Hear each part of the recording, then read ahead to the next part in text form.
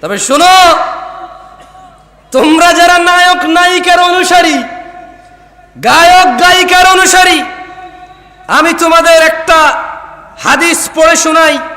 এর আগে আমি তোমাদেরকে একটা আয়াত পড়ে শোনাবো।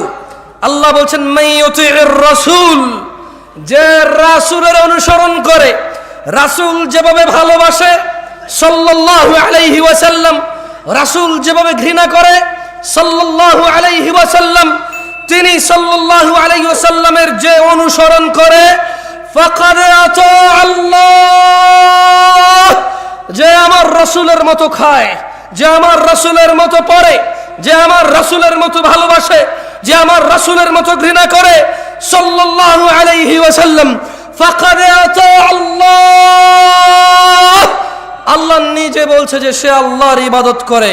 ওয়ামান তাওয়াল্লা, আর যদি কেউ রাসূলের অনুসরণ থেকে মুখ ফিরিয়ে নেয়, ওর নায়কের মতো দেখতে হবে শেভ করে, ওর গায়কের মতো দেখতে হবে শেভ করে, ওর চুল এমনি এমনি কাটবে, অমুক খেলোয়াড়ের মতো দেখতে হবে।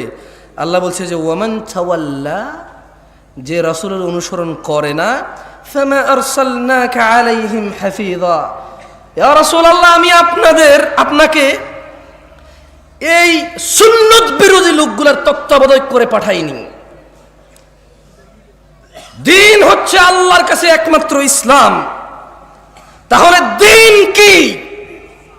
এটাও কোরআনুল কারীমে আল্লাহ বলছেন, ওয়ামা আতাকুমুর রাসূল, যা রাসূল দিয়েছে, ফাখুযুহু, যত কিছু তোমার রাসূল আমার রাসূল দিয়েছেন, ফাখুযুহু, তা সব নিয়ে নাও। ওয়ামা নাহাকুম আনহু, যত কিছু থেকে নিষেধ করেছে, ফান্তাহু, তা থেকে তোমরা বিরত হও।